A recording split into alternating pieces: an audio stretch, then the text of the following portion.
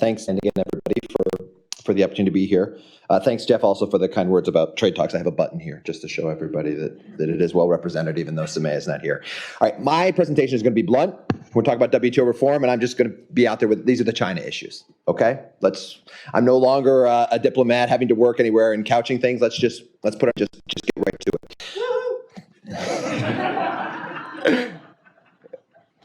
Okay, I too have the problem with these buttons. So I'm going to basically walk us through three things. The first is why we're doing this now, why we're doing this at all, and then maybe how it is that we're going to do it. Obviously, is going to be the hardest part. So why now? Well, the Trump administration has presented us with an opportunity or a crisis, or however you want to think of it, but now is the time to actually confront head on these underlying systemic issues, right? So this is a chart from a new paper that I'll have out in the next day, basically showing the pattern of U.S. special protection. So this isn't normal tariffs, but this is all of the extra stuff that we have been doing vis-a-vis China since essentially we started granting China MFN treatment back in 1980. Right? And so in the 1980s, you see a lot. So this is the share of U.S. imports from China that are subject to restrictions. So nowadays, in 2018, this is the tariffs on $250 billion worth of stuff. But back in the 1980s, this was the multi-fiber arrangement and things like that. That's why you see a lot of blue there. That's textiles and apparel. That was phased out over time.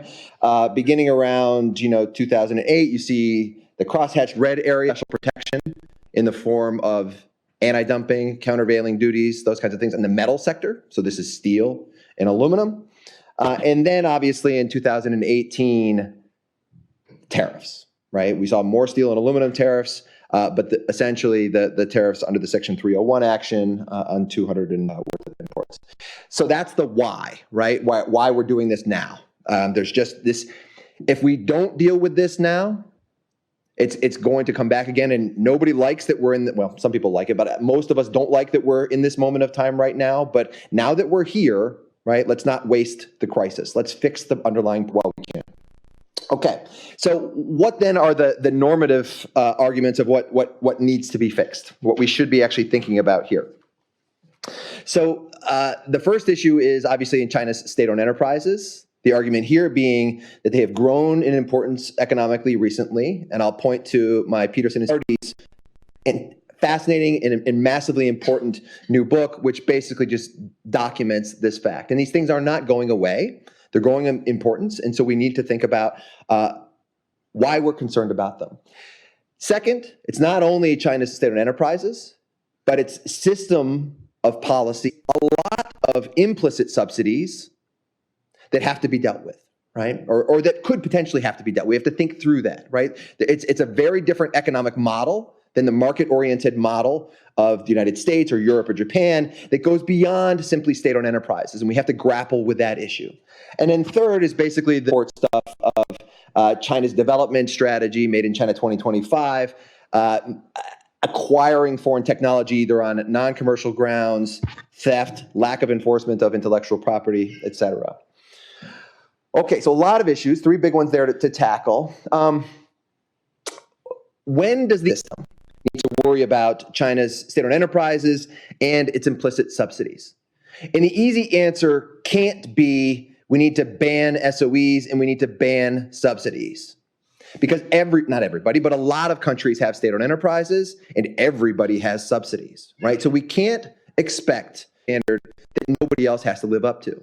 So then we have to ask the question, well, what is it about those state-owned enterprises and those subsidies that we're really, really worried about and we need to think about addressing, right? And so as an economist, I try to put this into an economic framework and say, what is it? When is it that I'm really concerned about and I need to have rules to deal with that? And when is it that I'm not concerned with the Chinese system and I'm going to allow them the policy space to be able to do whatever it is that they want that's in their own domestic policy interest?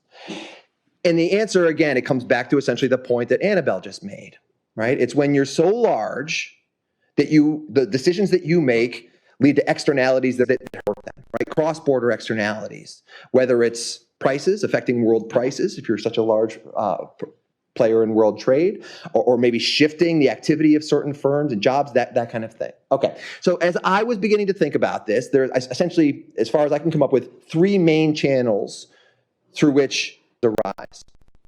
The first is if we assume that markets aren't frictionless. Now, if we assume that markets are competitive and there are no frictions out there, then if China wants to subsidize things, as economists, all we can say is, actually, that's good for us, right? That they're going to lower prices to American consumers.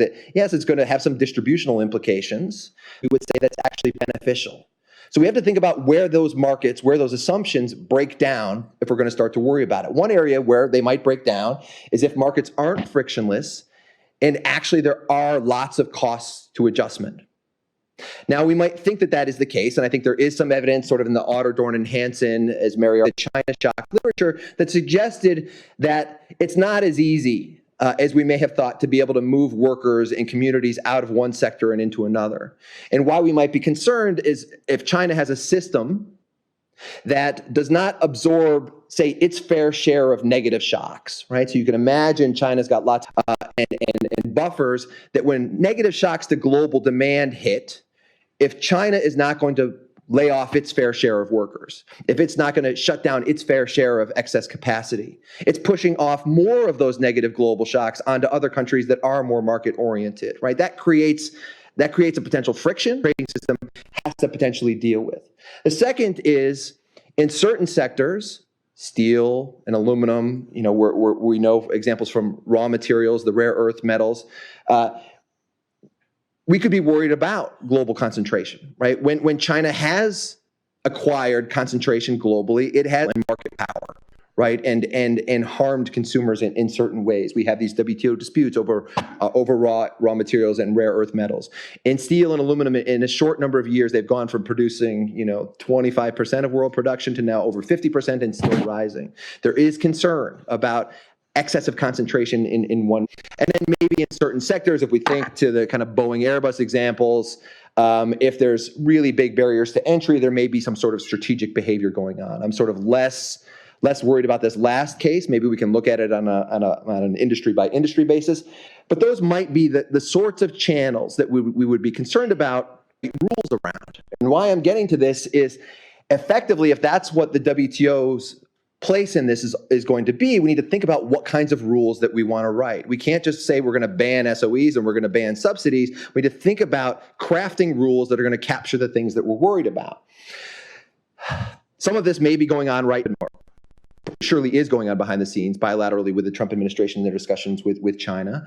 What are they likely doing on things with SOEs? Well, in all likelihood, they're probably pulling off of the shelf some of the language that's in some of the recent agreements, in the TPP agreement, in USMCA, SOE, additional transparency into who is running state-owned enterprises and what ties they might have to government officials. But more systemically, we might think about, well, in these types of industries, maybe we need to have more explicit rules on bankruptcy or on competition. And there may be ways to draw from other major players out there in the system and figure out ways to deal with them. And here I'm specifically looking at Europe and the Commission and their disciplines on state aid and things of that nature. But that being said, it's not just an SOE issue with China. There's a lot of implicit subsidies that come up that have to be dealt with. And I think what I have found to understand the complexity of this issue and why it's not simple to deal with is looking at a really interesting and impressive report that the OECD just put out looking at the aluminum value chain. And what they did is they didn't rely on broad data, industry level data. They went and looked at firm level data to try to figure out, not just for Chinese firms, but for the major, where and how it was that they're receiving subsidies, and not just direct subsidies in terms of, government, public body payments to firms, but implicit subsidies coming up through the combination of policies. And this is important because this basically is how the Chinese model, or it's one way in which the Chinese model manifests itself. So, for example, in this particular with aluminum, if you talk to the industry, is on all of the downstream products. Right, so I don't know. I'd like to point maybe the chairs. Right, they have some aluminum in them. That's where the big concern is in the unfair trade space.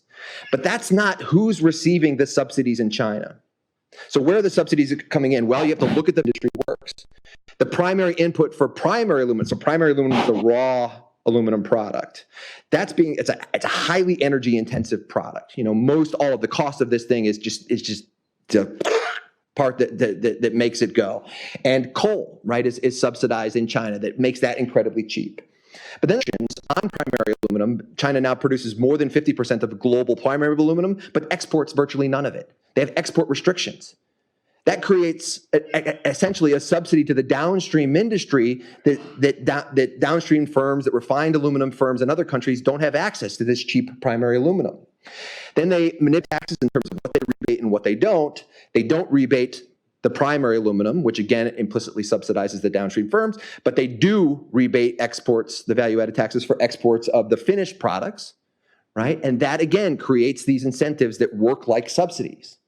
The result, you put all these things together, is that the final aluminum, the downstream, but if you were to look at the WTO agreements on what subsidies are in the SCM, the Subsidies and Countervailing Measures Agreement, right? These are these aren't how the rules are written to pin these kind of things down. So then we get to the question of how are we going to enforce any new rules that we might have. Other big issues are subsidies aren't bilateral. Talking bilaterally with China over these issues is mind-blowing, right? It's the world's aluminum producers that are all being adversely affected by these things. If there is any sort of deal that the United States is actually going to get with China on these issues, eventually it's going to start to be frustrated that it's the only one doing all of the work, quote unquote, if that's where it's going to come to. And we're going to be back with the same situation that we've been for 15 years with the WTO, where the United States has largely been frustrated that it's the only country that's brought disputes against China to challenge the things that China was doing that have systemic implications on all trading partners, right? So what does that mean? These are really these bilateral issues, then you need to have some sort of coordinated mechanism of enforcement, right? This is how they've dealt with it in the European Union context. They've centralized it in Brussels through the Commission. The concern is that this doesn't lead to some sort of coordinated enforcement, but instead just pushes more trade remedies and says, you know what we need a continuation of China's non-market economy status, not allowing them to achieve market economy status, public body, right? So allowing Chinese state-owned enterprises to be treated as giving subsidies under the WTO rules to allow us to continue to use anti-dumping and countervailing duties. We already know that doesn't work. In some cases, it virtually has stopped its imports of steel and aluminum from China directly, but this hasn't tackled the underlying problem. But if it's going to be really hard to write down explicit rules to deal with these concerns that China's system brings, right? Because it's always evolving. Rules are necessarily always going to be incomplete. When we get to the question of enforcement, this is what makes the lawyers extraordinarily uncomfortable, right? Because now we're going to ask the WTO system to evaluate, or the trading system to have to evaluate claims that these are subsidies, even though China or any other country isn't necessarily cross-subsidy through the combination of policies. Not any single one of which might be okay, but you put them all together, they act like a subsidy. And to tell that story, you have to rely really heavily on economics and economists and economic models, right? And say, believe us, right? These things are acting like subsidies in the data. But a lot of my lawyer friends don't necessarily like to believe me when I say that. Okay, I won't have time to go through this. That was just the subsidies and SOE problems. For the IP problems, take all of those issues and then add in questions like informational asymmetries and who's reporting these things and problems that are arising. Technology spills over naturally, right, from firms because of labor market pooling and these kinds of things. How is it that we can really identify the forcible acquisition of technology versus the natural acquisition? Writing rules in this area is going to be really, really hard. But that being said, we are at a political moment to do something about this, right? So what should we be doing? I think in many respects, we need to go back to economics and first principles and think through why it is we really need rules in these areas that are going to be sustainable. I don't think going forward that a bunch of one-off agreements one on subsidies, one on IP, I think ultimately these things probably should be packaged together, and maybe they could be packaged with some of the other things that we heard about earlier on digital and e-commerce, to put them into a more palatable framework where there's wins collectively there from everybody. I think that's potentially a path forward, given that we are now at this to be able to do something. Thank you.